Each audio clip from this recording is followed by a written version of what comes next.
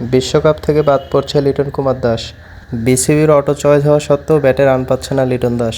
জিম্বাবুয়ের বিপক্ষে 2টি ম্যাচ খেলে কোনো ম্যাচেই ভালো স্কোর করতে পারেনি লিটন দাস। গতকাল জিম্বাবুয়ের বিপক্ষে মাঠে নেমেছিল স্বাগতিক বাংলাদেশ। এই ম্যাচে ওপেনিংয়ে দেখা গিয়েছিল লিটন কুমার দাসকে, কিন্তু টানা ব্যর্থতার কারণে লিটন কুমার দাসকে দল থেকে অব্যাহতি দেওয়া হতে পারে।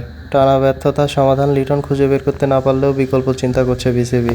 তবে বিসিবির সিদ্ধান্ত উল্টো হতে পারে, আরেকটি ম্যাচ খেলানো হতে পারে লিটনকে। সেই ম্যাচে ব্যর্থ হলে টি-20 বিশ্বকাপের একাদশ থেকে বাদ পড়ে যেতে পারে লিটন দাস। ইতিমধ্যে টি-20 বিশ্বকাপের জন্য দল ঘোষণা করেছে বিসিবি। এদিকে লিটনের বিকল্প হিসাবে কাকে খেলাবে সে নিয়েও দুশ্চিন্তায় আছে বিসিবি। লিটনের ব্যাটে রান না আসার কারণে লিটন নিজেকেই দায়ী করছে। টানা 10 ম্যাচে কোনো 50 পায়নি লিটন।